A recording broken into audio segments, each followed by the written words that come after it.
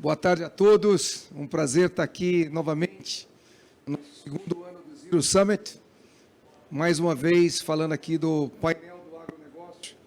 Esse ano nós vamos falar sobre se o agronegócio pode ser uma solução para a questão da descarbonização, e trouxemos aqui hoje pessoas que têm um conhecimento incrível nessa área, que vai poder nos ajudar a entender o momento que a gente está vivendo com relação às mudanças climáticas, os impactos para a agricultura e como a agricultura poderá ajudar com relação a toda essa transformação.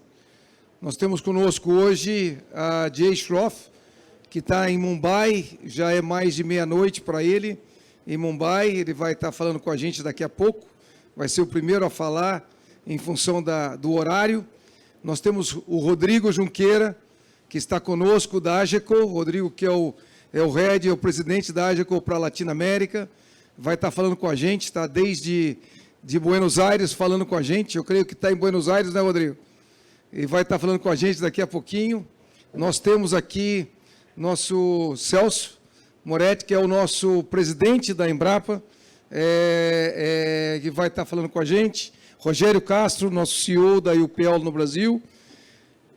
Guilherme, da Data Agro, vai estar falando com a nossa daqui a pouco também.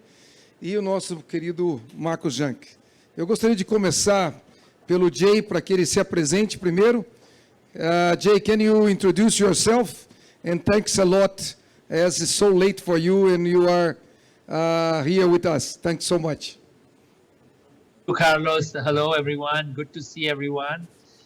Pleasure to be here. I am Jay Shroff and I'm CEO for UPL. We are very proud of our purpose-led company, and it's a pleasure to be here. Thank you, Jay. Thank you. Rodrigo, can you introduce yourself? Boa tarde a todos, um prazer enorme estar aqui. Meu nome é Rodrigo Junqueira, sou líder da ACO para a América do Sul. A ACO, que é dona das marcas Massey, Valtra, Fendt, Precision Plant e GSI. Contigo aí, Pellicer. Muito obrigado. Marcos, poderia se apresentar? Meu nome é Marcos Jank, boa tarde a todos. É um prazer estar com vocês novamente aqui no Summit, que é um evento extraordinário. Eu sou professor de agronegócios do INSPER e lidero o centro INSPER Agro Global. Obrigado, Fred. Guilherme. Alô, boa tarde a todos, é um prazer. Queria agradecer o convite. É uma honra para a Datagro estar aqui também pelo segundo ano. Em especial o convite seu, Carlos, do Lucas. A Datagro é uma consultoria agrícola. A gente tem presença em 41 países. São mais de 40 anos de atuação, 150 pessoas, e a gente cobre 12 culturas. Fantástico. Muito obrigado. Rogério. Carlos e pessoal, boa tarde a todos e a todas. Eu sou Rogério Castro, sou CEO do Grupo UPL aqui no Brasil. Nós temos algumas empresas aqui, entre elas uma fazenda de 25 mil hectares chamada Open Ag Farm, business de sementes, business de insumos de uma forma geral. E é um prazer estar aqui com vocês hoje falando com esse time seleto aqui. Boa tarde, Carlos. Boa tarde a todos. Em seu nome, cumprimentar os demais colegas aqui do painel. Uma grande satisfação participar aqui da segunda edição do Zero Summit. Eu sou Celso Moretti, presidente da Embrapa, empresa brasileira de pesquisa agropecuária, que junto com outros parceiros trouxe a revolução da agricultura tropical para o Brasil, né, que hoje alimenta aí quase 1 bilhão de pessoas em todo o mundo de forma competitiva e sustentável. Um prazer estar aqui, Carlos. Muito obrigado, Celso. Muito obrigado. Com a introdução de cada um, agora eu queria passar a palavra para o Jay, mas antes disso eu queria só fazer alguma visão do momento que nós estamos vivendo. Ou seja, nós temos uma questão global de emissões. Nós emitimos 36 gigatons de CO2 anualmente. Desses 36, o Brasil é responsável por menos de 0,5. A China é responsável por 10,5, vindo de 5,5 em 2005 para 10,5 em 2020. Os Estados Unidos com 5,5 gigatons de emissões, ou seja, nós temos um total de 36 gigatons de emissões globais, e o nosso grande desafio é como realmente fazer a gestão disso para que a temperatura terrestre possa ficar dentro de um ratio, dentro de uma base de que é o grande foco da COP26, que é manter a temperatura abaixo de 2,5 graus Celsius de aumento, e o grande objetivo é manter em 1,5, porque nós já estamos perto de 1,4. Né? Então, se nós não fizermos ações efetivas, nós vamos ter impactos muito grandes. Eu vou passar a palavra para o Jay, e antes de passar, Jay, we have this comment from Alok Sharma from COP26 that he said that there has been some progress, but clearly is not enough. It's we know, Jay, that you have launched this Reimagine Sustainability. UPL have launched together with FIFA Foundation the Gigaton Challenge, and you have launched this Radical Challenge for the Startups project. What you are looking, why this Gigaton Challenge, why this focus in sustainability, what you are looking for? Can you explain a little bit to us what is your vision? Thank you very much, Carlos. Congratulations for the Zero Summit to everyone. This is a great way to exchange ideas and share views. Carlos, this is a very important journey for the world. And today, all the industries in the world are focused on being sustainable. There is electric cars, there's solar energy, there's wind energy, there's so much happening in every industry. And at UPL, being a leader in agriculture and really focusing on farmers and agriculture and making food more sustainable, we feel the responsibility to bring agriculture as the key industry in the world to really fight climate change. If you look at all other industries, they are avoiding carbon generation. Agriculture is one of the only industries which can actually remove carbon dioxide from the atmosphere. While if you do not follow regenerative practices, you do generate more carbon. But in general, if you see, it is the only way to decarbonize the world and sequester carbon. And I feel that the world was ignoring farmers and agriculture. And I believe that if you are going to reward all other industries like electric vehicles or any other industry, why should you not reward farmers? And why should you not reward food systems for the same objective of fighting climate change and decarbonizing the world? So it is a critical tool to fight the remove carbon from the atmosphere.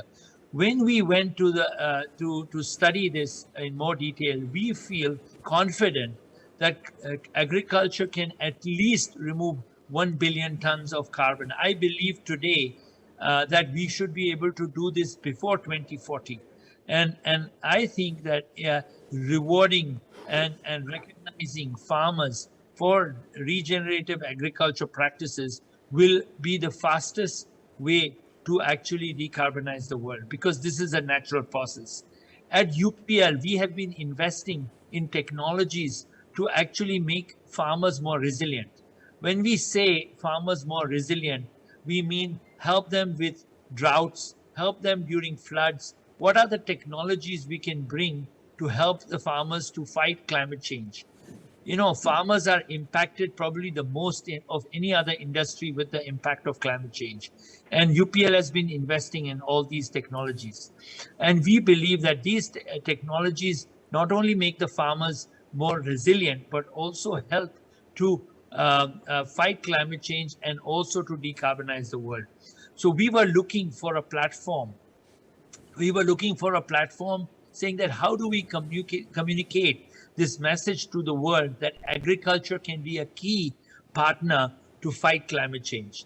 And when we talked to President Macri from FIFA Foundation, we had a complete alignment, and they were looking for a new purpose, new way to show the presence into something which is going to make a huge impact.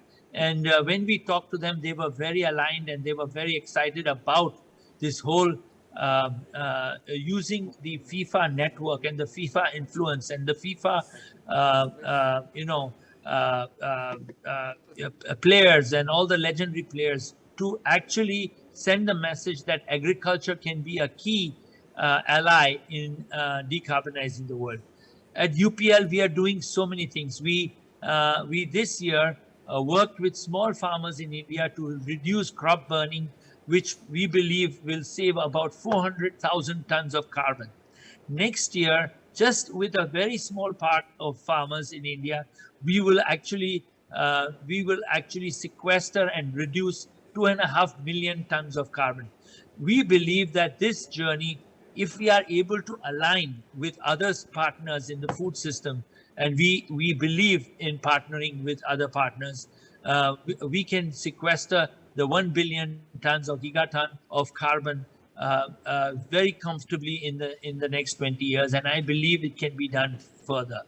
At UPL, we believe in open partnership.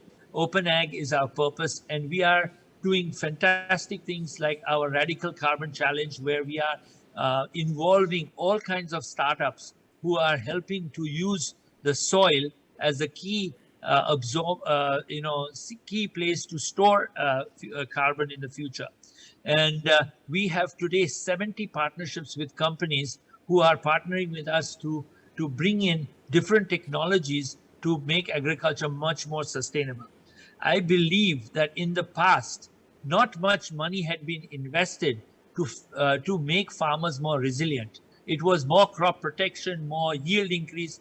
But today, with the climate change and the impact, more and more the need of the hour is to really bring in technologies to improve soil health, to improve germination, to improve drought situations, to improve flood situations, because as you can see, the world is going through a traumatic change of weather, and this is impacting our food systems.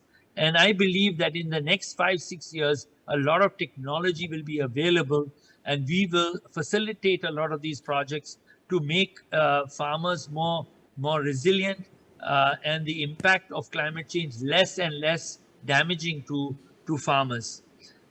We believe that, very simple recognition, reward system, like we are doing to electric vehicles, like we are giving to wind power or hydropower or solar power or many other industries, removing coal. We are incentivizing, and billions of dollars are being given to these industries to avoid carbon. Agriculture is the only way we can actually remove carbon from the air. So I believe that the Gigaton Challenge will attract the right kind of attention to agriculture, and the right kind of technologies will be developed. And once the farmers are on board and they are rewarded, I believe that the 1 billion farmers around the world helping in this fight to climate change will really make a big impact to the world. Thank you.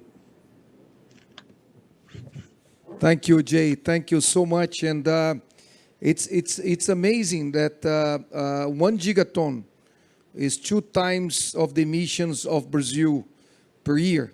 Do you believe this 1 gigaton in the next 19 years, UPL will be able to manage that? Are you confident in that, Jay? Absolutely. I'm actually becoming more and more confident. And today I would say with full confidence that we will achieve this target much before 19 years. And my new target would be 15 years. But, because we are not working alone. This is not a battle of only UPL and and gigaton. This is to involve all the 1 billion farmers of the world and sort of involve them in this journey. And I believe that with the right kind of reward and recognition, every one of those will follow regenerative practices, and you'll see a dramatic change. Because when we are doing our calculations, only in India, we are going to save billions of tons. And Brazilian farmers are so advanced. Argentinian farmers are so advanced. With a little bit of reward, sustainable farming and sustainable food systems will be actually in 5 years from now, which will be the only way to sell food, which will be the only categorization. I think, you know, the move from regular farming, regular food to organic food will move completely to sustainably grown food. And I can see that airlines, restaurants, hotels specifying that their food is sustainably grown. It's a matter of a few years when you will see all this. And then I believe that this is very easy target, because when you divide the problem with all the food companies and all the stakeholders, including the farmers and the input industry and the output industry, you will see that this challenge is actually not difficult at all. And we as an industry within 1 year or 2 years should take a bigger challenge.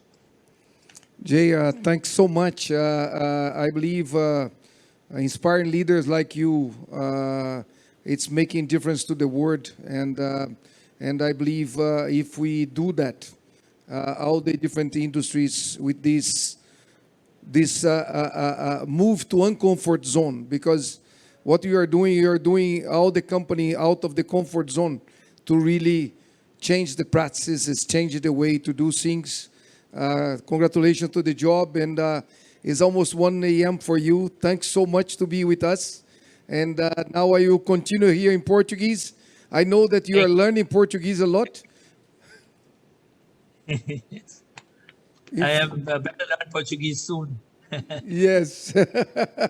Thank you so much, Jay. Have a nice night.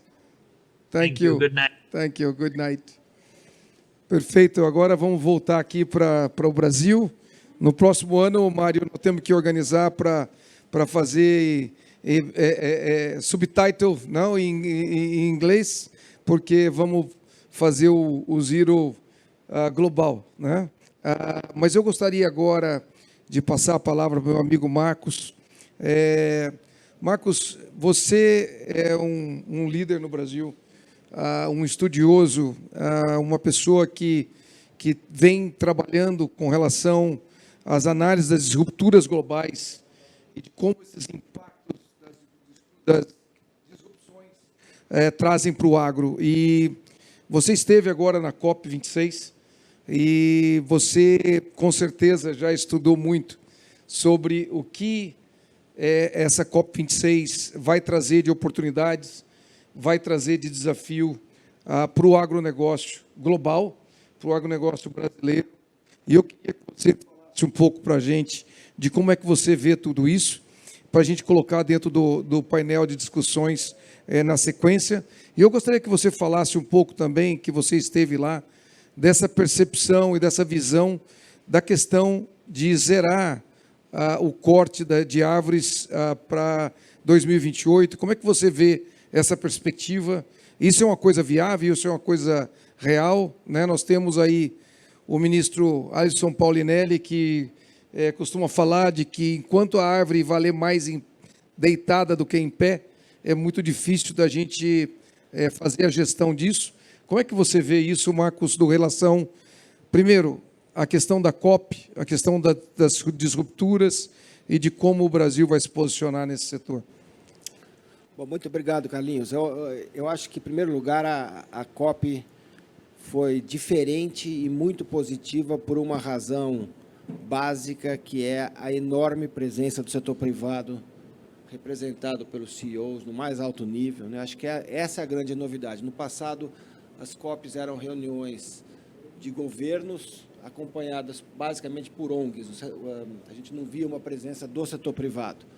E agora a gente vê o setor privado muito bem representado e trazendo metas ambiciosas, como a gente acabou de ver no caso lá da UPL, diversas empresas trazendo os seus resultados de ESG. ESG agora virou a nova forma de avaliar resultado de empresa ao lado de lucro. Claro, ela tem que dar lucro, mas ela tem também que reportar o que está fazendo em termos sociais, ambientais e de governança. E isso estava presente na COP, acho que isso é uma novidade boa. A novidade ruim é a parte de energia, justamente, né? 73% das emissões globais estão ligadas a transporte e energia. E, infelizmente, o mundo hoje vive uma crise de energia fóssil, né? Faltando carvão na China, o problema do gás natural com a Rússia e todos esses problemas ligados lá com petróleo. Quer dizer, então, no fundo, a gente vê que essa transição energética para baixo carbono é absolutamente necessária para reduzir as emissões, mas ela não será tão rápida, né? E aqui entra a questão do Brasil, né? O Brasil avançou nessa área muito mais rápido que os outros países, né? O Brasil tem 50% de matriz energética limpa, fruto de ventos, sol, água e biomassa, né? A gente conseguiu construir isso. Então, eu acho que nessa área, o Brasil é um dos países que apresenta soluções concretas em relação à meta de redução de emissões e, infelizmente, por conta dessa área, a gente não vai conseguir cumprir lá 1,5 graus, né? Porque se não houver um esforço maior dos países, a gente não chega lá, certo? Eu acho que uma outra novidade importante é que o tema do uso da terra entrou fortemente na COP. Não era um tema do passado, eu tive em várias COPs anteriores, se falava muito mais de energia e de outras coisas, emissões urbanas, do que exatamente o uso da terra. Dessa vez entrou. O Brasil tem um problema básico para ser resolvido, que é esse que você acabou de falar. O Brasil tem que reduzir o desmatamento ilegal até 2028, certo? E o desmatamento ilegal aqui no Brasil não é feito pela agricultura, é feito pela criminalidade, né? Mais de 95%, talvez 98% dos atuais 1,3 milhão de hectares por ano de desmatamento ilegal ocorrem de forma ilegal, exatamente, quer dizer, o grosso é ilegal, e 65% é em áreas públicas, assentamentos, terras indígenas, terras devolutas, parques demarcados, né? Portanto, tem que ter um esforço do setor público grande para fazer essa redução até 2028, para fazer essa eliminação do desmatamento ilegal até 2028. É possível? De 2004 a 2002, a gente reduziu em 80%. Nós estávamos em 3 milhões de hectares por ano, caiu para 500 mil, agora voltou para 1,3 milhão. Portanto, é possível, mas vai precisar o poder público atuar com muita força. Agora, por outro lado, no uso da terra, a grande questão aqui no Brasil não é o desmatamento ilegal, é a expansão que está havendo da agricultura em direção à pastagem, né? E essa é uma revolução real e efetiva que está acontecendo, né? Nós temos 80 milhões de hectares agrícolas, 180 milhões de hectares de pasto, e o grosso do crescimento da agricultura não é desmatando, é ocupando o pasto, integrando com a pecuária, a chamada integração lavoura-pecuária, é com plantio direto, é com 2 a 3 safras por ano, e uma série de outras tecnologias que hoje fazem do Brasil uma agricultura que consegue reduzir carbono muito mais do que qualquer outra, exatamente porque está em clima tropical, e em clima tropical consegue uma produtividade muito maior, um muito melhor uso do sol, né, da água, para produzir agricultura e energia. Então, eu acho que o Brasil tem um lado de solução, que precisa ser mais conhecido lá fora no agro, e tem um lado de vilão, né, que infelizmente acontece também, mas que é ligado à criminalidade, certo? Então, acho que essa meta de 2028, lá com desmatamento zero, tem que ser perseguida e é possível com muito esforço. E as outras coisas são vários tipos lá de soluções que a gente já conhece e que podem ser aplicadas cada vez mais pelo Brasil e até por muitos outros países em clima tropical. Muito, muito bom, Marcos. E essa questão toda, a gente vai voltar nela, esses pontos que você colocou tão bem com relação à transformação da agricultura e a questão da energia. Eu te quero muito voltar no ponto da energia contigo na sequência. Queria passar para o Guilherme agora. Guilherme, a questão essa questão do desmatamento ilegal, a questão do monitoramento desse desmatamento, a questão do controle desse desmatamento e a questão do Brasil com relação ao Código Florestal. A gente tem o melhor código, talvez o Código Florestal mais exigente do mundo, né? Porque a gente viaja pela Europa, você viaja pelo meio oeste americano, você vê os rios sem nenhum pé de árvore do lado, você não tem proteção nenhuma, né? A Datagro tem muita informação, muita análise. O que vocês têm descoberto com relação a essa questão e o que você poderia trazer para o público em geral para entender esse momento que o Brasil está vivendo com relação à percepção? Carlos, obrigado pela pergunta. Eu acho que, para começar aqui, a gente trocar um pouco de ideia, em complemento ao professor Marcos, o protagonismo do Brasil nessa COP ele foi importante. E eu acho que a gente conseguiu mostrar para o mundo que o Brasil tem vários programas que estão nessa linha de compromisso de recuperação de regiões degradadas, de aumento de consumo de energia renovável. E eu acho que o mandato do ministro Joaquim tem sido um mandato especial que a gente vai lembrar muito. Você citou uma frase de um ministro que a gente gosta muito, todos nós aqui com certeza, que é o ministro Alisson, e eu concordo plenamente com ele de que se a gente não reconhecer o mato em pé, a floresta em pé, a gente não vai preservar essa floresta em pé. E durante esse governo, do ministro Ricardo e agora com o ministro Joaquim, foi criado um programa nessa linha que é o Floresta Mais. É a primeira vez que nós vamos ter incentivo para deixar a floresta em pé. Então, um dos fatores que eventualmente ajude a gente atingir essa meta de desmatamento zero é fazer com que a gente tenha incentivo para reflorestar e ter renda com o reflorestamento, né? E não entrar naquele círculo da tragédia dos comuns, que é exaurir bens públicos de forma criminal, igual o professor Marcos trouxe aqui para a gente. Em termos de tecnologia, remote sensing, sensoramento remoto, está super consolidado. A gente consegue hoje, de forma relativamente acessível, e a Embrapa tem proporcionado isso de forma pública para a sociedade brasileira e internacional, vários estudos que a gente tem do professor Assad, do professor Evaristo, que nos apoiam a esse monitoramento. Então, remote sensing é uma realidade. Quando eu comecei na Datagro, há 15 anos atrás, era um sonho. Hoje a gente usa remote sensing, Geographic Information System, que é GIS, diariamente para tomadas de decisão dentro de São Paulo sobre o agronegócio, não só na fazenda, né, professor? Então, a tecnologia existe, ela é acessível, a gente sabe onde é que está tendo o problema. A gente monitora hoje, Carlos, o indivíduo, a árvore. O setor público monitora a árvore para acompanhar remoção. Então, é uma coisa bem sofisticada. Mas, na minha opinião, o maior incentivo que a gente precisa proporcionar é que a sociedade moderna reconheça o valor do produtor nessa luta. Eu concordo com o Jay que o agronegócio é o caminho mais rápido da gente resolver problemas de mudanças climáticas. A gente tem vários cases. Outro case aqui no Brasil é o RenovaBio. RenovaBio é um programa moderno que faz com que os nossos filhos, nós mesmos e as futuras gerações continuem tendo incentivo para consumir combustíveis que emitem menos. Então, eu realmente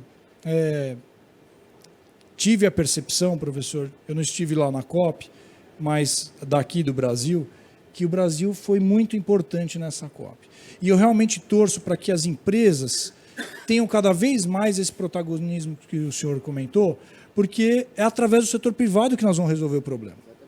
Não é com discussão de setor público que nós vamos atrás dessa luta. E tem várias soluções de primeira geração, não precisa ir para a quinta geração, não, que estão factíveis, implementadas, fáceis de serem adotadas em países em desenvolvimento, com os mesmos desafios que nós temos. ESG, pessoal, são 3 letras, não é uma letra só, não. É E de ambiental, S de social. Não adianta nada a gente não transferir renda. Se a gente não desenvolver as sociedades, não fazer com que as sociedades tenham renda para resolver problemas básicos de alimentação, de desenvolvimento, nós vamos ter pressão no ambiental, no E.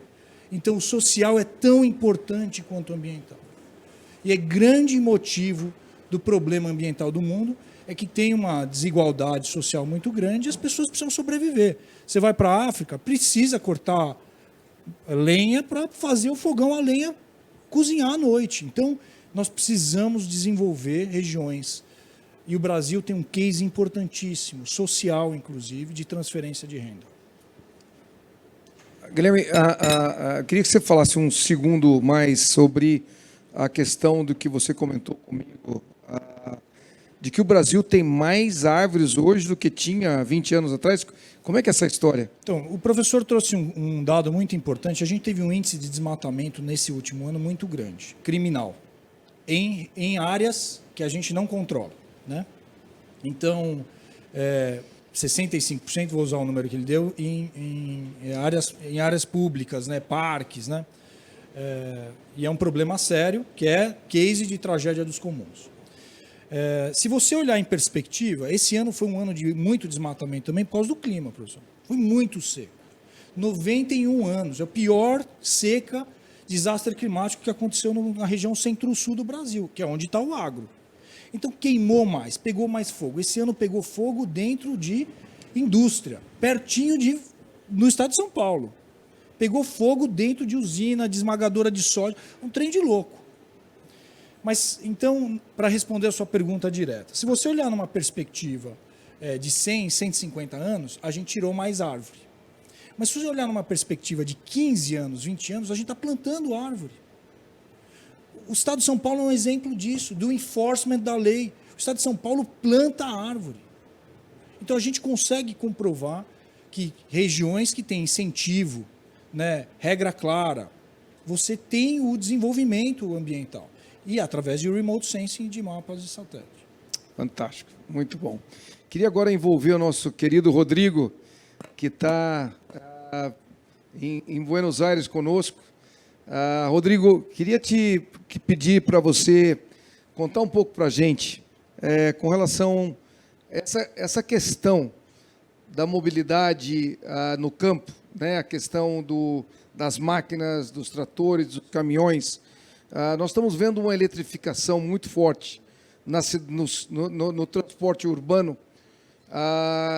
Queria que você falasse um pouco para a gente qual é o futuro na questão das práticas agrícolas. O futuro é ter trator movido a biodiesel, é trator movido a etanol, é trator elétrico, é colhedeira elétrica ou biodiesel. O que vem pela frente e qual é a visão estratégica da AGECO com relação a essa pegada do zero carbon e essa questão da sustentabilidade? Podia dar uma visão para a gente do que a AGECO está preparando aí para o futuro? Bom, primeiro eu queria agradecer de novo o convite, Pellicer. A gente tem que fazer cada vez mais e mais esse tipo de conversa.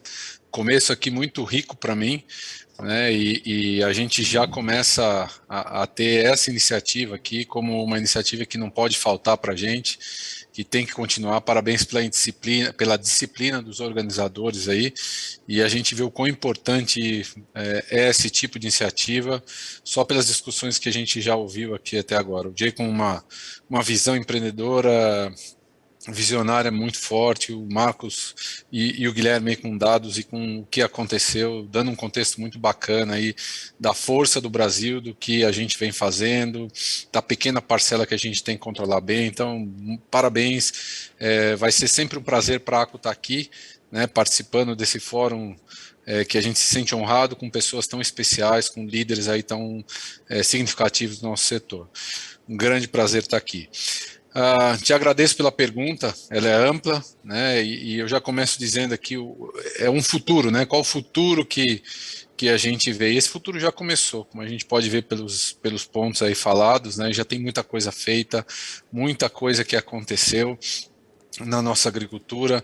A indústria de máquinas, ela vem buscando fazer uma revolução no que é tudo que toca aí a mecanização agrícola, nos últimos poucos anos aí que a gente vê, algo inimaginável, algo que a gente não conseguiria imaginar 30 anos atrás, na minha visão. Eu sou agrônomo formado pela Exalc também, onde o Marco também se formou aí, formei depois dele, né? A gente fala doutor Marco. Então, é um prazer estar aqui. E cada vez mais, através desses fóruns, a gente vem melhorando a imagem do que se faz aqui, mostrando o que é feito, o quão forte é o esforço do agricultor, das empresas que estão em torno do setor. Legal ver o Rogério falar do esforço da UPL, sendo até um produtor, né, tendo a sua fazenda, a qual a gente está junto, um projeto também muito bonito. Vale uma hora, acho que o Rogério vai falar, mas um prazer estar olhando, acompanhando esse projeto e o que ele vem se mostrando. E a agricultura é como nós na ACO enxergamos que é a melhor maneira, né, de você sequestrar carbono. Carbono é a matéria-prima, uma das matérias-primas para a produção de alimento, e a gente tem tudo aqui para poder ajudar. A gente vê na ACO uma questão que a gente pode tocar em alguns pontos para poder ajudar. O primeiro ponto aqui é a questão interna, né? A gente começou um esforço muito grande para que todas as nossas instalações elas passassem a contribuir também, né? Então a gente hoje nas fábricas busca ter aí o uso de energia renovável em todas as nossas operações. A gente tem uma meta de 60% até 2026, nós já estamos com 42%, então a gente vê que é possível em 2026, em vez de 60%, chegar a 100%. E é essa mudança que a gente vai fazer. Dá para fazer 100%, por que a gente vai ficar fazendo 60%? Né? O outro pilar que toca o nosso cliente, o agricultor, troca o produtor, seja aí no Brasil, aqui na Argentina, onde eu estou, e desculpa não estar aí hoje, porque não consegui voo, nesse momento não é fácil a flexibilidade para a gente poder mudar e estar aí, peço mil desculpas, seria um prazer estar com vocês. Mas o outro ponto é tudo que nós podemos ajudar o agricultor a ter melhores práticas de proteção e manejo do solo, né? Então a gente começou alguns esforços para que a gente pudesse contribuir em menos emissões de efeito estufa, por meio de sequestro, engajar o produtor, ajudar a entender, treinar, avançar na conectividade no campo, na agricultura de precisão. Se a gente consegue ter a conectividade chegando nas propriedades, a gente consegue, através de toda a tecnologia que tem nas máquinas, como foi falado aí um pouquinho também, consegue fazer uma melhor gestão, consegue fazer um gerenciamento do deslocamento de frota e assim ter uma menor emissão de carbonos, né? A gente tem uma excelente notícia aí que foi todas as licitações, os processos licitatórios do 5G, não pelo 5G em si, mas sim porque o edital ele traz a boa notícia que haverá o investimento em todas as estradas do nosso país, levando a tecnologia 4G. Então, essa é uma notícia ótima que vai levar a possibilidade a muitas propriedades a conectar suas máquinas, além de permitir que a gente treine remotamente, comece a trabalhar as máquinas, a ver como é que a gente pode solucionar uma máquina parada à distância, evitando deslocamento de carro, evitando aí várias maneiras de emissão também. Então traz mais praticidade e levando também o desenvolvimento, né, educação, cultura para todas essas cidades. Então essa é uma boa notícia que nos alegra muito. Nós temos hoje essa facilidade, se isso chegar, das máquinas poderem contribuir muito mais, tomando decisões aí que ajude o produtor a fazer uma melhor gestão da fazenda, ter mais produtividade e gerir melhor os recursos naturais, né? Então esse é um ponto. O outro ponto são todas as máquinas. Há 5 anos, todo o setor trabalhou muito forte para que a gente desse o primeiro passo na redução de emissões de CO2. Então a ACO tomou uma decisão mais agressiva do que nossos concorrentes. A gente foi para o motor eletrônico 100%, e esses motores eletrônicos eles permitem aí essa redução de forma mais acentuada, mas também permite a todos o que usam as máquinas a controlar melhor, tendo conectividade ou não, né, pode-se fazer remotamente depois, a gerir melhor frota, a trabalhar melhor a eficiência da máquina, a ter o seu processo todo mais eficiente. E a gente, como o Jay falou, achei muito interessante na fala dele, a ACO tomou a decisão que ela não consegue fazer isso sozinha, ela precisa de parceiros, né? Então nós nos associamos à Solinfitec, à Inseres, a várias outras empresas no setor que podem, juntamente com todo esforço em ter tecnologia na nossa máquina, elas têm outras, são especialistas em outras áreas, que todas as juntas aí nos ajudam a ter essa eficiência mais rápida em ajudar o agricultor a ter esse manejo mais eficiente, né? Eu acho que esse é o ponto principal. E aí vem esse esforço que você falou, tem esse esforço agora que a gente faz para conseguir fazer a tecnologia ainda ir mais adiante em prol dessa sustentabilidade, baixa emissão de carbono, que é buscar um exemplo bem claro para a gente tocar num ponto real, é o trator elétrico, né?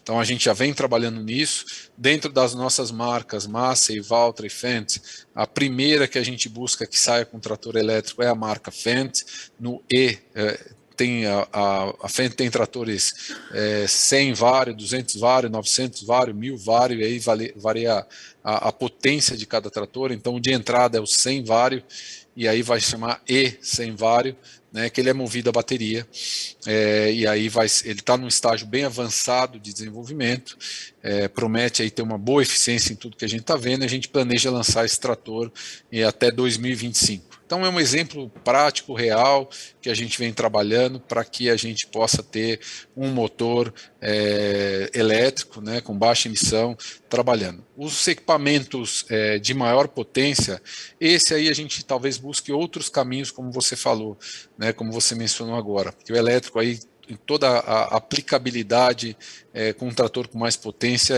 a gente ainda não chegou num desenvolvimento que a gente consiga tudo que um trator faz hoje, né?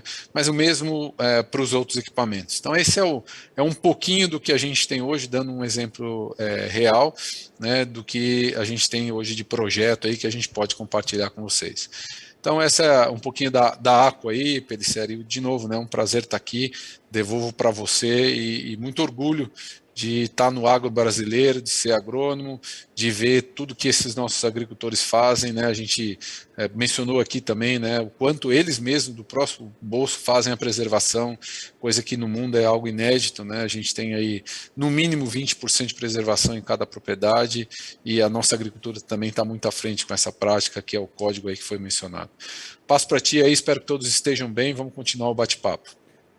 Rodrigo, muito obrigado. Continua com a gente. Nós vamos estar voltando contigo daqui a pouco. Queria agora passar a palavra para o Rogério. Rogério, toda essa questão do Gigaton, toda essa questão do que fazer com relação à mudança, porque hoje a gente teve no painel mais cedo aqui o Guilherme Schaeffer falando sobre a questão da sustentabilidade, de como mudar a vida no solo, de como fazer essa transformação. O Jay falou aí dessa iniciativa do Gigaton. O que a UPL está realmente fazendo para executar isso, para poder fazer isso virar realidade? Quais são os seus planos, o que vem pela frente? Você que é o CEO aqui no Brasil, o que é o futuro desse negócio? Legal, obrigado, Carlos, aí, obrigado pessoal do Zero Summit aí, parabéns pela iniciativa. É uma honra para mim poder patrocinar esse evento, estar aqui com vocês hoje, ao lado de lideranças e cabeças importantes e inspiradoras aqui do agro. Indo direto ao ponto, Carlos, o PL, para mim também é uma felicidade muito grande saber que a gente tem um discurso e a gente tem a prática, né, lá dentro da empresa. Então, o Gigaton Challenge é o primeiro exemplo, né? A gente lançou isso no Brasil junto com a FIFA Foundation, né? Esse projeto que vai ser global e tem um período para ser executado, junto com parceiros, como o Jay falou, né? Um dos parceiros que a gente vai contar muito é a Embrapa, né? Com o Dr. Celso, que está aqui do lado, a gente já tem conversas aí sobre essas iniciativas. Mas nós temos outras coisas, né? Primeiro, nós somos agricultores no Brasil. Então, como agricultores, a gente quer, nas nossas próprias áreas, né, nós plantamos no Mato Grosso 25 mil hectares. entre algodão, soja, milho, sorgo e canola. A gente está fazendo testes de canola no Cerrado também para ter produção de energia através da canola e do sorgo. Então, nessas culturas, a gente quer ter as melhores práticas de agricultura regenerativa, contando com a nossa linha de produtos. A segunda iniciativa importante, além, lógico, do Gigaton, a gente lançou no Brasil, dia 27 de junho, e no dia 28 de junho a gente tinha um líder para isso, que é a NPP. Né? A gente está escalando a NPP no Brasil, que é uma iniciativa que nasceu de uma aquisição de uma pequena empresa na Índia, que tem um portfólio muito grande de produtos biológicos, e nós lançamos no Brasil a Natural Plant Protection. No Brasil, a gente já é uma liderança em termos desses produtos, né? E no mundo a gente é uma liderança também muito importante. A gente é um dos principais produtores, né, e comercializadores de produtos naturais para proteção e nutrição de plantas. O importante de tudo isso é conectar as coisas, né? O Gigaton Challenge defende, né, que o produtor ele é o protagonista para poder sequestrar o carbono, né, e não o vilão, como muita gente pensa em relação à agricultura e ao agronegócio. Conectando com essa atividade que o produtor precisa exercer para que ele, com boas práticas, né, consiga sequestrar carbono, a gente tem essa conexão dessa empresa que vai trazer um portfólio que facilita o produtor a gerenciar melhor o manejo, fazer melhor gestão da cultura dele, né? Um exemplo prático é o condomínio Mila, né, que no Brasil ganhou o concurso do SESB, que é um concurso de maior produtividade de soja, nessa última safra 2021. Eles produziram 129 sacas por hectare de soja. A média brasileira é 55, 50 alguma coisa. Eles produziram 129 sacas por hectare, usando o nosso portfólio. Eles usaram 5 produtos da NPP, né? E esses produtos eles ajudam, né, dentro dessa pegada de carbono a reduzir o footprint, né, de carbono na questão do uso do portfólio que eles usam para poder nutrir e para poder proteger a cultura. Uma das coisas favoráveis desse portfólio é, por exemplo, você reduzir o uso de fertilizantes de base, né, o NPK, o famoso NPK. Então, o uso desses produtos protegem a biota do solo, né, protegem aquela vida que tem no solo. Se você ficar intensivamente usando só produtos minerais, só produtos químicos, você vai empobrecer teu solo. Então, a gente está trazendo uma nova visão de proteger não só a parte aérea, a saúde da parte aérea, mas também a saúde do solo da planta.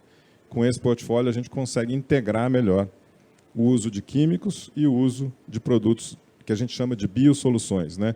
São bioativadores, bioestimulantes, biocontroladores, né? Tem produtos hoje que controlam insetos, tem produtos que controlam doenças. Então, a gente tem uma série de produtos nessa linha. Ferormônios também, nematicidas que controlam os nematóides do solo. Então, essa gama de produtos que a gente está trazendo, ela é toda voltada para essa conexão do produtor ter acesso a isso. Com acesso a isso, ele consegue reimaginar a forma de produzir. Reimaginando a forma de produzir, ele consegue um baseline para poder, aí, a partir daí, conseguir sequestrar carbono ao longo dos anos, né? E com isso, ele vai também conseguir uma renda adicional. E certificado, obviamente, né? Os seus créditos de carbono vão ser certificados e vão ser comercializados aí no mercado financeiro ou entre o mercado privado. Então, acho que essa pegada toda que a gente está fazendo, sair do discurso e ir para a prática, é o que a gente está vivendo na UPL hoje no Brasil, né? Eu dedico, acho que, boa parte do meu tempo hoje, não só para o business tradicional, mas para falar de sustentabilidade, para defender isso, para ajudar a educar e para ajudar a defender o produtor, que, na verdade, ele é o protagonista e o herói dessa história aí. Rogério, o que é sustentável? Orgânico ou químico? Qual que é o orgânico é sustentável ou 100% químico é sustentável? O que é essa história de orgânico? O orgânico é o sustentável ou o químico é o sustentável? Como é que fica? Eu acho que o sustentável é você produzir de forma responsável, né? Você poder usar o que, numa menor área, você poder produzir mais, né? É o mesmo conceito do metano do gado, né? Se você conseguir tirar um gado mais rápido, você elimina metano, né? O metano que ele emite, né? Se você conseguir produzir 130 sacas por hectare de soja, isso é mais sustentável do que você produzir 10 sacas de soja de uma forma rudimentar. Então, se você conseguir, numa menor área, produzir muito, de forma consciente, responsável, sustentável, protegendo o bioma ali, a biota do solo e todos os micro-organismos que estão ali, isso é muito sustentável. Então, acho que a agricultura se regenerando, preservando a vida e, ao mesmo tempo, sendo economicamente viável. Muito bom. Muito obrigado, Rogério. Vamos agora para o Celso. Celso, a Embrapa fez uma contribuição para o nosso país, que eu acho que nós não seríamos o que nós somos hoje no agro sem a Embrapa, né? Ou seja, a Embrapa realmente, para todos nós do setor agro, acho que a gente tem assim uma paixão pela Embrapa, uma admiração pela Embrapa muito grande, né? E vocês têm muitos estudos, têm muitos trabalhos ligados à questão da energia, à questão da sustentabilidade. E eu queria ouvir de você um pouco sobre como é que é essa questão da eficiência da produção de biocombustíveis, olhando para a cana-de-açúcar, olhando para o milho. Qual que é o futuro dessa questão? Como é que você vê isso? E a outra questão nós estamos falando muito de emissão, né, de emissão de carbono. E nós estamos falando que nós temos que fazer, eletrificar a nossa mobilidade para poder diminuir a emissão do carbono.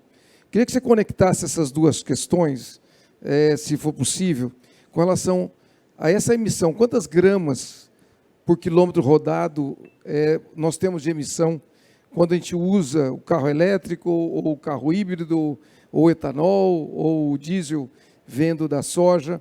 Como é que você visualiza isso? Mas conta um pouquinho para nós o que você está fazendo na Embrapa nessa pegada de sustentabilidade. Obrigado, PLC. Mas a grande satisfação estar aqui com você e esse time seleto. Eu estava escutando os que me antecederam aqui, eu estava pensando, puxa, tomara, né, que nós tenhamos aí vários estudantes, vários produtores, enfim, acompanhando o que está sendo falado, está sendo dada uma aula de agricultura, de sustentabilidade, de visão de futuro. Então, assim, maravilhado de ouvir todos aqui que me antecederam. E parabéns aqui pelo Zero Summit. Eu acho que não podia ser mais contemporânea essa ideia nesse momento que nós, eu costumo dizer que foi dada a largada, né, para a economia neutra em carbono, né? Tem uma corrida aí dos países e das empresas.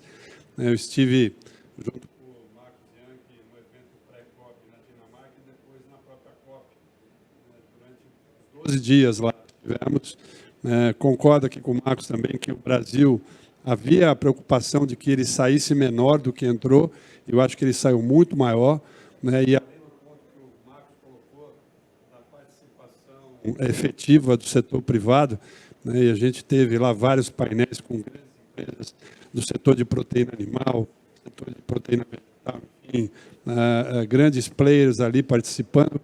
E eu acho também que, eu gostaria de adicionar, mesmo que o Marcos disse, um dos pontos fortes foi que nós encaramos de frente. Foi a primeira COP que eu participei, então eu era noviço ali, mas eu acho que nós encaramos de frente as questões, os problemas, né, e nós levamos dados. A agricultura brasileira ela é baseada em ciência, ela é baseada em dados, e contra dados e fatos não há argumentos. Edward Deming, né, que foi um dos papas, né, do desenvolvimento do pensamento enxuto, ele falava o seguinte: em Deus eu acredito, todos os outros me tragam dados. E é isso que a gente fez lá. Então foi assim, nós mostramos para o mundo que nós estamos trabalhando com sustentabilidade há 3 décadas. Que nós estamos produzindo com redução de emissão de carbono, descarbonizando a agricultura há mais de 3 décadas. Então, enquanto o pessoal ainda está falando... Obrigado. enquanto o pessoal ainda está falando de planos do que vai ser feito, nós já estamos com carne, carbono neutro, nós já estamos avançando com leite de baixo carbono, leite de carbono neutro daqui a pouco, café, couro, algodão, enfim, uma miríade de ações e de contribuições, né? E nós estamos, obviamente, o Brasil, né, dá um show quando fala-se em biocombustíveis, né? Foi falado aqui já do RenovaBio anteriormente, né? E a cana, né, de açúcar, acho que ainda não tem nada tão competitivo e eficiente do ponto de vista de produção de álcool, de etanol para veículos do que a produção de cana de açúcar, né? São aproximadamente 7.500 litros por hectare, mais ou menos, e do ponto de vista de eficiência energética, para cada uma unidade de energia que é gasta, o etanol a partir da cana-de-açúcar gera 8. Né? E quando nós comparamos isso com o etanol vindo do milho, né, que primeiro tem uma produtividade mais baixa, né, você consegue tirar ali 3.000, 3.500 litros por hectare de milho, né, e do ponto de vista de eficiência energética, para cada uma unidade que você gasta, você gera 1,6 unidades de energia, né? Mas, então, nós, no passado, trabalhamos também um pouco com batata doce, vimos, né, e aí esse é um problema do milho, né? Na cana-de-açúcar, o açúcar está ali pronto, né, para ser fermentado para produzir etanol, né? No milho, além de toda a questão do preço do milho, né, que acho que todo mundo sabe, que está nos acompanhando, sabe que o milho o preço está na hora da morte, né, como diz, né, mas você tem que ainda quebrar o amido, então você tem um custo ali para disponibilizar o açúcar para ser fermentado. Nós trabalhamos num passado recente também com a questão da batata doce, né, e você produz 90 toneladas por hectare de batata doce, mas a batata doce tem o mesmo problema de você precisar quebrar o amido para depois ter o açúcar, então você precisa investir. E nós estamos trabalhando com biodiesel também. O Brasil hoje é o segundo maior produtor mundial de biodiesel. O ano passado foram 7 bilhões de litros de biodiesel, nós só perdemos para os Estados Unidos. Utilizamos, sobretudo, soja no Brasil para produzir biodiesel, né, um pouco de sebo bovino e outras matrizes, outras fontes. Acho que tem um espaço grande para o país crescer nessa frente, no uso de biodiesel. E também eu estava falando antes aqui com o Lucas, a gente falando sobre a questão do bioquerosene, né, do querosene aeronáutico. A gente vem trabalhando aí com uma das maiores montadoras, uma das maiores fabricantes de aeronaves do mundo, buscando desenvolver bioquerosene. A gente sabe que é impossível a gente ter, pelo menos, acho que no curto prazo, um avião elétrico, né? Então, nós vamos ter que ir nessa direção do bioquerosene, né? E aqui, só para fechar, PLC, eu vejo a sustentabilidade da agricultura brasileira, né? E o Guilherme colocou, acho que com muita propriedade, né, que hoje nós utilizamos o sensoriamento remoto, as informações disponíveis. Por exemplo, o estado de São Paulo, quando nós olhamos, ele precisa preservar 20% de acordo com o Código Florestal, já preserva 25%, 26%. Então, esse dado, né, mostra o nível de detalhamento que nós temos, né? O Rodrigo falou da chegada do 5G ao campo, nós tivemos a satisfação de ter a instalação da antena 5G lá na Embrapa Soja, em Londrina, na região sul. Fizemos alguns testes com armadilha para captura de esporos, né, de ferrugem asiática e ligado a um sistema inteligente para aplicação de defensivos no campo, na soja. Então, assim, o que está por vir aí, na quantidade de informação, de tecnologia que se gerou nesses últimos 20, talvez, anos, acho que não se equivale ao que nós geramos nos últimos 200 anos, né? E vai ser muito mais rápido. A quantidade de informação que está por vir ainda é absurdamente grande, e eu não tenho dúvida que o Brasil vai seguir sendo um grande player. Muito, muito bom. Celso, me fala um pouquinho sobre essa questão das emissões, né? Da emissão por tipo de combinação ou de combustível. Beleza. Eu acabei Não, está excelente. me animando aqui com a sustentabilidade, esqueci da segunda parte da sua pergunta. Esse é um ponto interessante, Perecer, que o movimento em direção à eletrificação de veículos é muito grande em todo o mundo, né? Em fevereiro do ano passado, nós vimos na Europa que, antes da pandemia, a gente teve a oportunidade de estar lá, a gente viu que ainda, em alguns países ali, você tinha carros elétricos, mas ainda era algo incipiente, pelo menos na minha visão. Agora, no mês passado, Reino Unido, você está morando lá, Portugal, eu fiquei impressionado de ver a própria Dinamarca, a quantidade de carros elétricos. Entretanto, eu acho que a gente precisa deixar claro isso, as comparações que precisam ser feitas e colocadas na mesa. Então, quando a gente compara um veículo que roda 100% de gasolina tipo A, ele vai emitir ali mais ou menos 210, 215 gramas de CO2 equivalente por quilômetro rodado. Quando a gente pega uma gasolina tipo C, vai emitir em torno de 180, 185 gramas. Quando a gente fala de etanol, já cai para 84, 80 gramas de CO2 por quilômetro, 75 talvez. Quando nós falamos de híbrido etanol, isso já cai até para 60. E híbrido etanol elétrico. E o elétrico, dependendo dos países, dependendo da matriz, ele chega ali, pode chegar a quase 90 gramas de CO2 equivalente por quilômetro rodado. E isso porque já tem todo o custo da geração ali atrás. Então, dependendo da geração, na hora que você liga o veículo ali na tomada, você já tem uma pegada de carbono. E semana passada eu estava na Califórnia e a gente estava discutindo sobre isso. A Califórnia está colocando um pledge, um compromisso de se tornar um estado carbono neutro até 2045. E a gente falou muito sobre isso, do ponto de vista de eletrificação de veículos. Então, mais uma vez, eu acho que o Brasil está fazendo um belo papel e a gente precisa contar isso para o mundo. Muito, muito obrigado, Celso. É impressionante como as comparações elas são fundamentais serem embasadas cientificamente, porque às vezes você acha que está fazendo a coisa certa e nem sempre você está fazendo o que é necessário.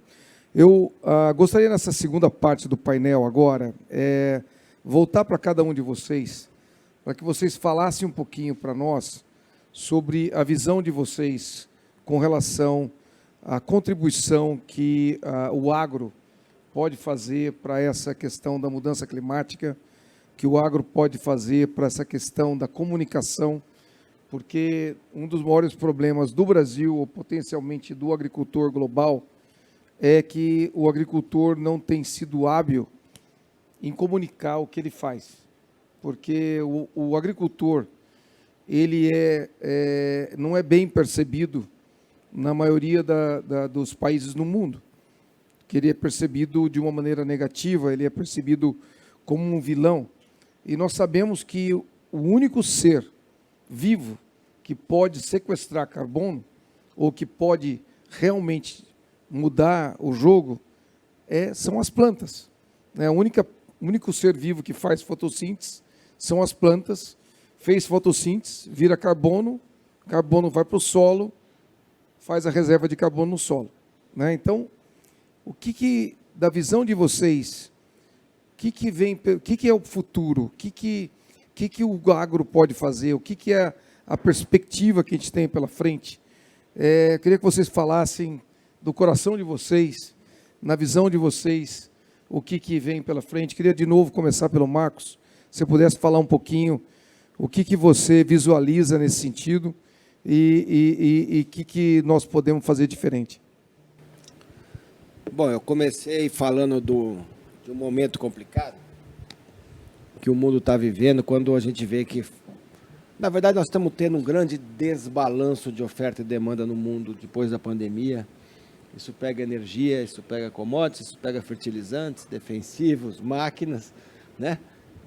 A gente todo está acompanhando as dificuldades de oferta e demanda, mas se a gente tirar esse momento complicado e olhar para frente, né?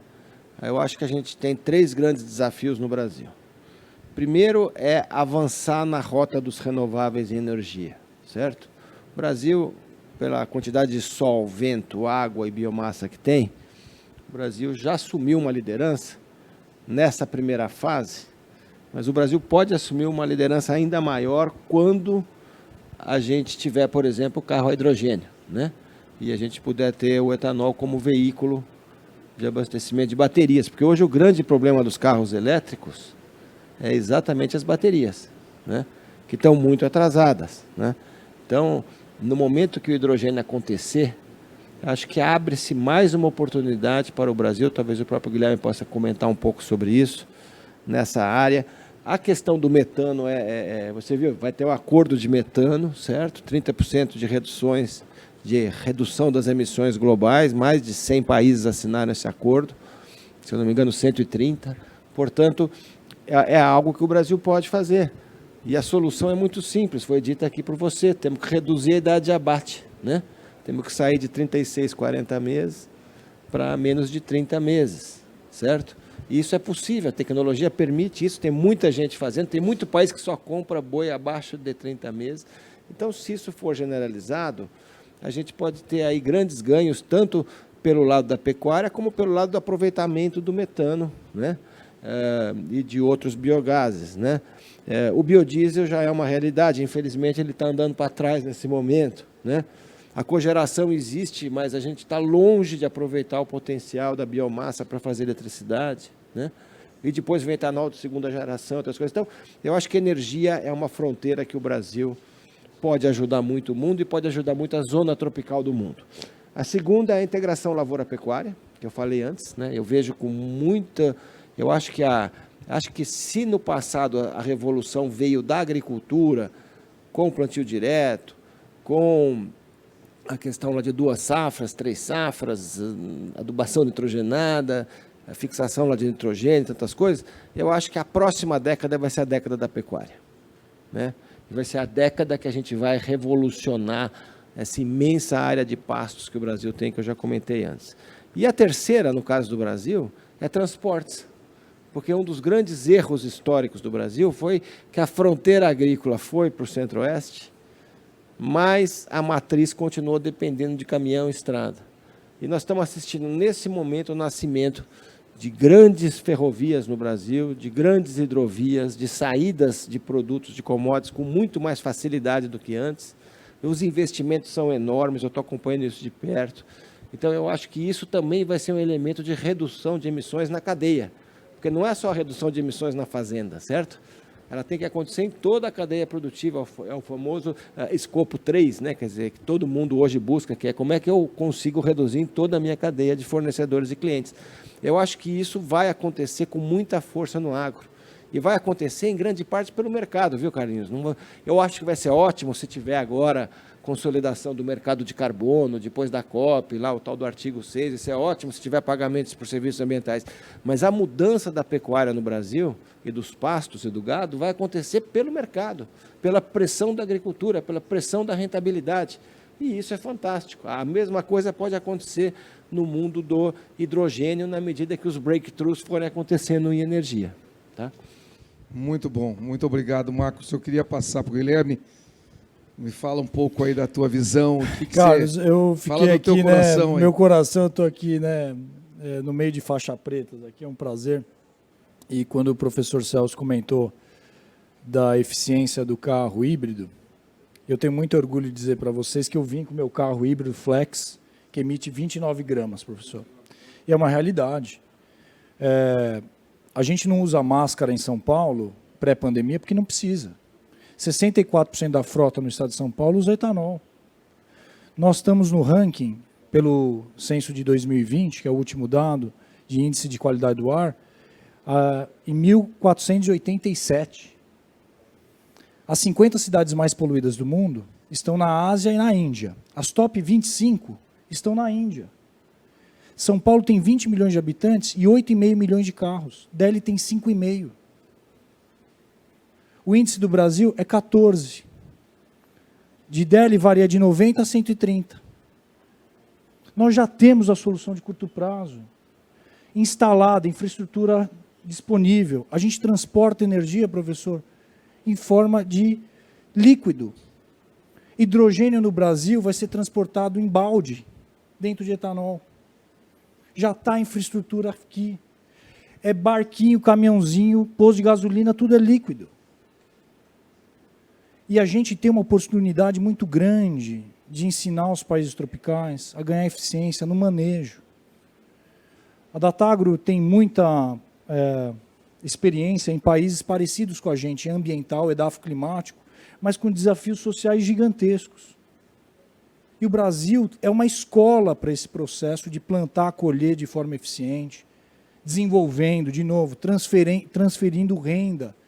Se você pegar um case de uma agroindústria no meio do Mato Grosso, no meio do Goiás, na época que o senhor era presidente da Única, o que desenvolve a agroindústria no Brasil é o Farm Bill de 1800 dos Estados Unidos. É o nosso Farm Bill moderno. E eu acho que esse protagonismo, eu que não fui na COP, vou trazer de novo, a gente conseguiu retribuir com fatos e dados, que é o que o senhor disse. O Brasil tem grande chance de ser o protagonista. A gente já foi grande chance várias vezes. Lembra na época da Frota Flex, o Proálcool? O que a gente precisava fazer, eu como brasileiro aqui, não como Datagro? A sociedade brasileira precisa proporcionar ambiente regulatório para que o Brasil exerça de forma livre e produza de forma eficiente, utilizando esses benefícios que a gente tem. O Brasil importava comida há 25 anos atrás. A gente passou a ser o maior exportador de comida do mundo. A gente ainda não é o maior exportador de tecnologia, mas nós vamos ser, Carlos. Está vivendo uma revolução de tecnologia no agro brasileiro. Está populando um monte de agri-hub pelo Brasil inteiro. Nós vamos distribuir tecnologia para fora do Brasil. Então, para terminar aqui, eu acho que não adianta nada a gente ser o maior produtor de alguma coisa que ninguém consome. Nós precisamos desenvolver mercado. O maior ativo que o Brasil tem, na minha opinião, não é solo, não é água, não é vento, é cliente. Nós precisamos cuidar dos nossos clientes. Se essa turma parar de consumir etanol, biodiesel, nós vamos fazer o quê com a cana? Então nós precisamos desenvolver e convencer outras nações que é possível, que é o exemplo da Índia. A Índia estava indo para uma linha de apoiar o desenvolvimento de diversificação da mobilidade, e ela mudou o shift completamente. Anunciou esse ano o programa de biocombustíveis. Para o Brasil é ótimo, porque precisa ter mercado, precisa ter cliente, nego produzindo, nego consumindo, senão não tem mercado. Então, é uma oportunidade, mais uma oportunidade para o Brasil, da gente liderar esse processo. O que a gente precisa estar é unido. A gente comunica muito mal, e eu acho que a culpa é do produtor. A gente comunica mal porque o produtor não quer gastar dinheiro para comunicar. Nós somos comprados, o cara vem na porta da fazenda e fala, me vende o seu boi. Ele não precisa comunicar, ele não tem cota, ele não tem a cultura de gastar verba com marketing. Porque a gente é comprado, a gente não vende nada. Então, está tendo um movimento no Brasil muito grande, Carlos. E eu acho que a idade da pedra não acabou porque a pedra acabou. O negócio desse século é a revolução e a diversificação da matriz energética. Nós vamos ficar discutindo 100 anos o que vai acontecer com a... E tudo vai ter espaço.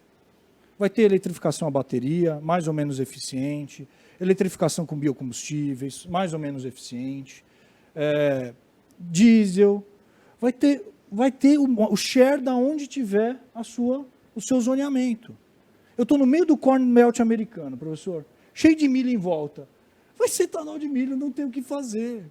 Está lá, está no coração. Com carro que emite muito menos, que é a utilização do que é bom do carro a combustão com o que é bom do carro elétrico. O que é bom no carro a combustão? Armazenagem de energia. O que é ruim do carro a combustão? A forma de queimar energia. 70% da energia a gente dissipa em forma de calor. O que é bom do carro elétrico?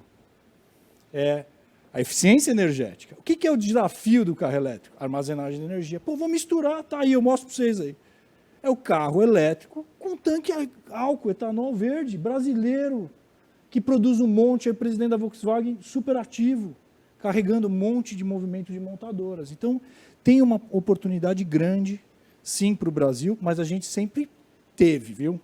O difícil é a gente aproveitar. Muito Falei alguma bom. coisa errada, chefe? Rodrigão, E aprendendo. Rodrigão, vamos lá, o teu coração agora, conta para nós como você vê a sua visão da transformação do agro e como que o agro pode contribuir para essa questão da mudança climática. Bom, Pellicer, vou misturar a ACO um pouquinho com a resposta aí, tá? Nós somos uma empresa jovem, uma empresa de quase 31 anos, apesar de ser dona de marcas que são mais do que centenárias, e a gente também está em forte transformação, né? Temos aí um CEO novo, temos uma estratégia nova, e é essa estratégia que eu gostaria de misturar um pouco, porque é uma estratégia que ela vem totalmente ao encontro do que nós da ACO queríamos e que estamos falando aqui, né? É uma estratégia que coloca o agricultor no centro de todas as decisões que nós tivemos aqui na ACO. Tudo que a gente fizer, a gente tem que ter o agricultor considerado nessa decisão, escutar o agricultor, entender as dores, e essa é uma das questões que a gente mergulhou, vem trabalhando e vem entendendo aí como a gente pode ajudar com soluções inteligentes, de alta qualidade, que está na nossa estratégia, mas também a tocar nos pontos que foram mencionados aqui, né? A gente entende que nós estamos no país que está em primeiro lugar entre os principais países com potencial de estocagem de carbono. Então, no tema de hoje aqui, a gente tem muita força como país, como foi falado, né? A gente vê que os clientes, eles estão os agricultores estão cada vez mais profissionais, se estruturando melhor, se preparando melhor, dá orgulho de ver isso. A gente vê hoje uma preocupação e a gente busca ajudar em algumas frentes. Uma é como a gente vai ajudar a implementar um sistema de medição, de trabalho para integrar essa sustentabilidade à operação do dia a dia do agricultor e os diferentes agricultores que a gente tem pelo país. O segundo é como a gente incentiva mais inovação, como é que a gente trabalha as máquinas para ter mais inovação para ajudar nesse desafio de menos emissão. Então é uma coisa que a gente vem caçando, buscando de uma forma forte, várias ideias na mesa, umas a gente consegue desenvolver mais rápido, outras mais lento, mas um desejo enorme da gente ver como é que a gente contribui para isso, né? Outro ponto que foi mencionado aqui, que a gente entende muito, como é que a gente cria um mercado, uma oportunidade, um benefício para os agricultores acelerarem essa questão de poder ajudar, de poder ter as suas práticas cada vez mais sustentáveis. Aí a gente vem também pensando um pouco, né? E o último ponto, que é o principal, né? Falamos aqui de várias questões das práticas, do manejo de práticas que o Marcos colocou, falamos aqui a questão das áreas que são ilegalmente atacadas, né? A gente todo o agronegócio tem interesse que o Estado faça a fiscalização e punição do desmatamento ilegal, mas o quarto ponto aqui que toca, e acho que aqui a gente pode ajudar muito, é a questão da comunicação que foi colocada aqui. Como é que a gente ajuda o agricultor a se comunicar melhor entre ele, e a gente ajuda, e esse fórum é rico, é muito importante que continue. Comecei falando que a gente tem que fazer mais e mais por causa disso. Esses fóruns ajudam muito, né?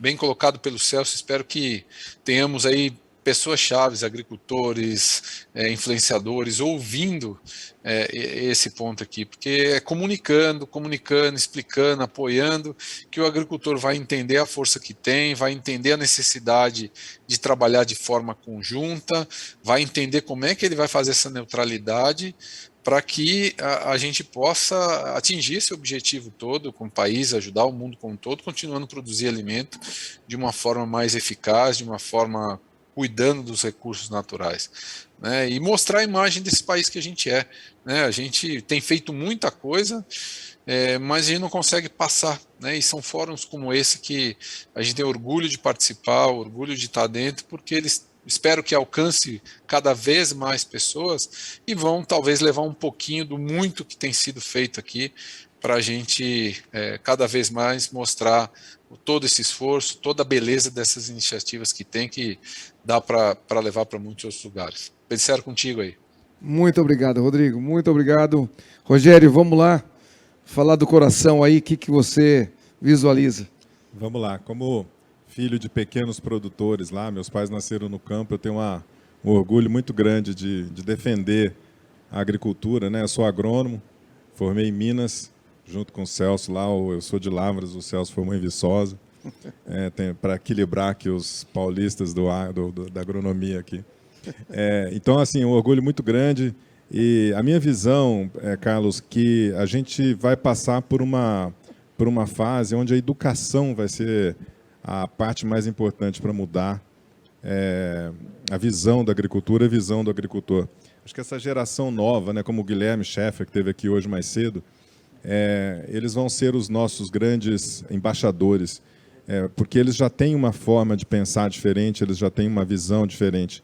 E a gente vai trabalhar muito forte isso, inclusive na UPL a gente tem vários programas, nós temos uma cooperação muito grande com a Fundação Cooper Citrus, Credit Citrus, nós temos nesse programa do Gigaton Challenge com a FIFA Foundation, nós temos o Football for School, né? Nós vamos lançar várias escolas nas áreas agrícolas junto com a FIFA. A gente está, através do patrocínio da Copa do Mundo do Catar de 22, a gente também tem uma forte agenda de educação. Então, a gente vai... nós somos no Conselho do Planeta Campo, do Canal Rural, onde a gente é o principal patrocinador. O Gigaton Challenge é o principal patrocinador desse grande iniciativa deles. São 22 minutos por dia falando de sustentabilidade no agro. Nós temos a Associação Vida, onde a gente tem na UPL 3 pontos no Brasil, onde a gente educa adolescentes que passam a entender um pouco melhor o papel do agro. Então, acho que a educação vai fazer parte dessa cultura, né? Onde um agricultor possa, numa futura geração, acreditar que ele é o protagonista, acreditar que ele é o único veículo para sequestrar carbono, que ele pode produzir com mais qualidade, sustentabilidade, responsabilidade. Falando também da iniciativa que nós temos na Índia, da Nurture.farm, que tem um papel do digital também para ajudar muito a acelerar o processo educacional e acelerar a ajuda para o agricultor de uma forma mais rápida. A Nurture.farm, em 3 meses, ela cadastrou 1 milhão de produtores na Índia, aqueles pequenos produtores que plantam meio hectare, 1 hectare, 2 hectares.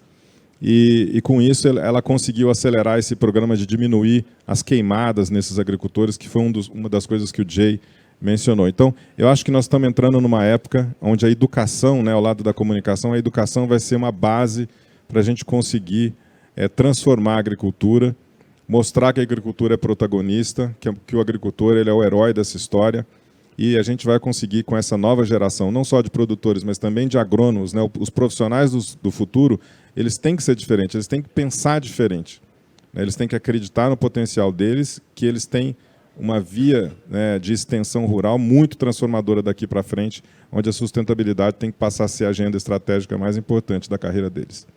É isso aí. Muito legal, Rogério.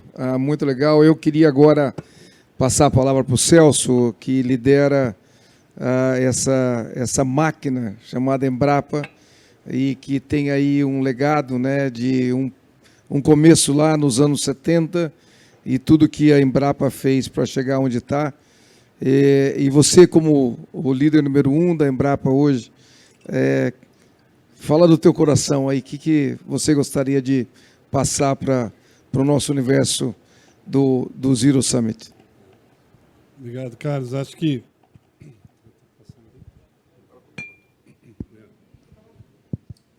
obrigado, Carlos. Acho que o futuro, eu não tenho dúvida que vai estar direcionado para a sustentabilidade em todas as suas dimensões. Não existe nenhum setor da economia, do agro ou qualquer outro setor, que não vai ter que descarbonizar, que não vai ter que reduzir a emissão de carbono. E, como o Guilherme disse aqui, nós estamos num grupo de faixa preta e ele, de forma muito elegante, trouxe os números mais atuais aqui da emissão, né, dos veículos. Então, obrigado, viu, Guilherme? Vou puxar a orelha do meu pessoal lá que me passou um número que não estava atualizado. Mas eu acho que é isso, PC. Nós vamos avançar de forma muito forte com a sustentabilidade. A bioeconomia, eu acho que vai ter um papel extremamente importante.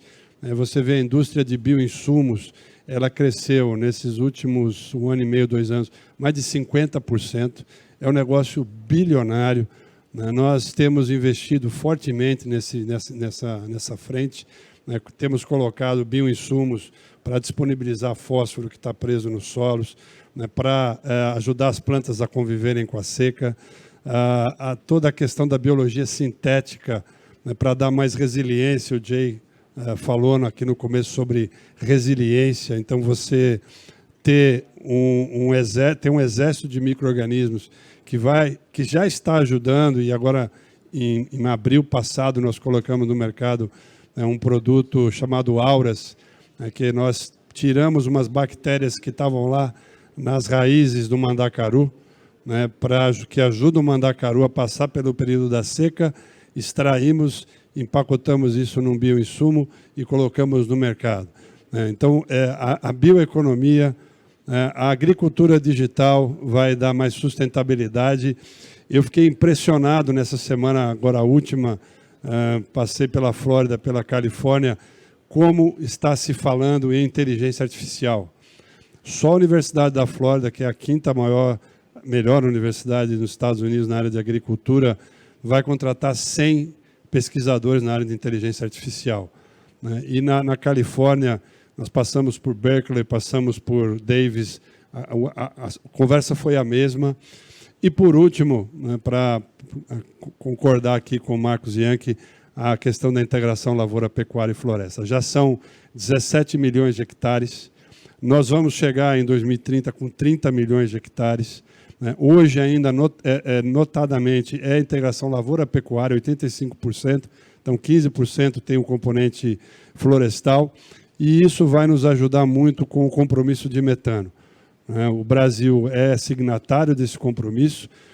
E aí, mais uma vez, veja que o que a ciência está fazendo e vai fazer ainda, para que o Brasil consiga atender esse compromisso.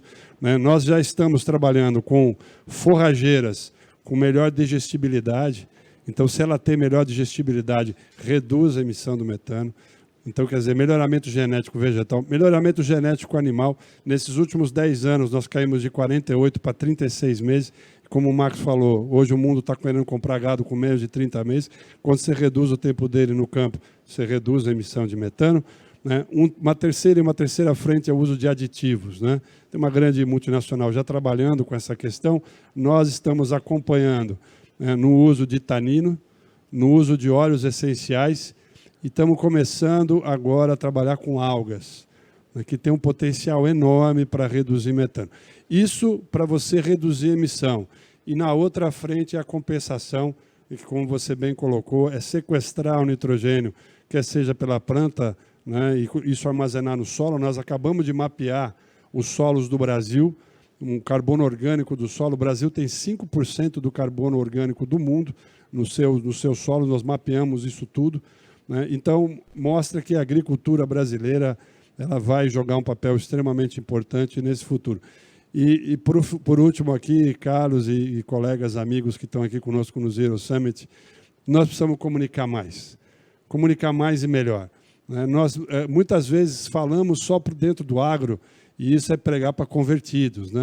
Eu tenho falado para a minha turma, nós temos que falar com o público urbano, nós temos que nos conectar com a sociedade. Eu insisto, falo todo dia, a Embrapa está no café da manhã, no almoço e no jantar de todo brasileiro, que nós temos uma série de tecnologias que estão ali. E falar para fora também. nós temos que andar pelo mundo, nós temos que mostrar para o mundo que nós fazemos uma melhor agricultura, mais competitiva e mais sustentável. Fantástico, fantástico. Assim, um time de faixa preta realmente aqui. E se a gente pegar os dados que nós conseguimos levantar só nessa discussão de 1h30 que nós tivemos juntos com esse time aqui, eu acho que daria para a gente estruturar um trabalho de comunicação demonstrando o valor que tem o agricultor, o valor que o agronegócio pode trazer para a questão do carbono, para a questão da mudança climática, para a questão do alimento, para a questão da sustentabilidade.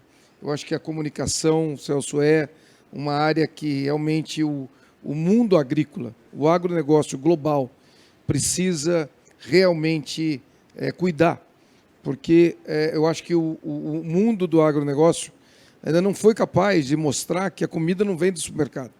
A comida vem do agricultor, que produziu para chegar lá no supermercado. E nem vem da geladeira, que você abre, a comida está na geladeira. Ela não aparece magicamente ali. Então, eu acho assim que nós temos que trabalhar essa questão da comunicação. E por último, eu acho que um trabalho que a gente conversou aqui bastante é que nós temos que olhar para o agricultor e fazer com ele como o mercado automobilístico está fazendo. Né? Então, assim, para mim, falando do meu coração agora, eu acho que nós temos que começar a fazer como empresários, como influentes, como professores, como líderes, a viabilizar a execução de pagar pelo carbono e regulamentar isso. E colocar essa regulamentação em prática. O Alisson Paulimelli falou isso há muitos anos atrás. Enquanto uma árvore valer mais deitada do que em pé, é muito difícil a gente fazer a gestão do desmatamento. Então, assim, nós temos que encontrar um caminho para a gente poder começar a recompensar o agricultor pelo carbono que ele gera, pelas boas práticas que ele tem. Se eu hoje em Londres, eu entro dentro de uma determinada área de Londres, eu pago 15 pounds para entrar naquela área se eu entro com um carro que não seja sustentável. Se não é híbrido ou se não é elétrico, eu pago 15 pounds.